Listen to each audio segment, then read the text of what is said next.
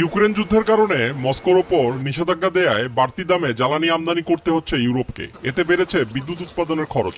জ্বালানি ও বিদ্যুতের বাড়তি বিল ইতিমধ্যেই মূল্যস্ফীতিতে ধুঁকতে থাকা ইউরোপীয় জনগণের জীবনযাত্রায় মারাত্মক প্রভাব ফেলেছে। এর মধ্যেই নতুন করে শঙ্কা জাগাচ্ছে আসন্ন শীতকাল। শীতকালে ঘর গরম করতে গিয়ে বাড়তি বিদ্যুৎ বিলের বোঝা চাপবে সাধারণ মানুষের ওপর। সহসা এই সংকট কাটার লক্ষণ নেই উল্লেখ করে বেলজিয়ামের জ্বালানি মন্ত্রী টিন ভ্যান ডার স্টার্টেন বলেন, আগামী 5 থেকে 10 বছর শীতকালে এই জ্বালানি সংকট থাকবে। তাই বিষয়টিকে গুরুত্বের সঙ্গে নিয়ে এ ব্যাপারে দ্রুত পদক্ষেপ নিতে হবে ইউরোপীয় ইউনিয়নকে।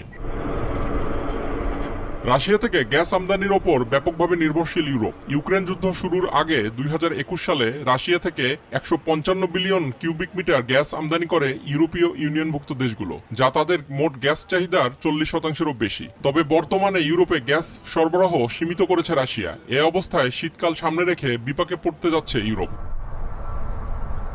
এমন পরিস্থিতিতে শীতকালের প্রস্তুতি হিসাবে গ্যাস আমদানি করে জমিয়ে রাখতে শুরু করেছে ইউরোপের দেশগুলো। প্রত্যেক সদস্য দেশে থাকা গ্যাসের রিজার্ভারগুলো আগামী নভেম্বরের মধ্যেই 80% পূরণ করার নির্দেশনা দিয়েছে ইউরোপীয় ইউনিয়ন। তবে রাশিয়া থেকে গ্যাস সরবরাহ বিঘ্নিত হওয়ায় এই লক্ষ্যমাত্রা পূরণ হওয়া নিয়ে শঙ্কা তৈরি হয়েছে। রাশিয়া গ্যাস সরবরাহ পুরোপুরি বন্ধ করে দিলে জার্মানি, বুলগেরিয়া, হাঙ্গেরি ও রোমানিয়া সহ আরও বেশ কয়েকটি দেশ তাদের রিজার্ভারগুলো পূরণ করার এই লক্ষ্যমাত্রা পূর্ণ করতে পারবে না বলে আশঙ্কা করা হচ্ছে।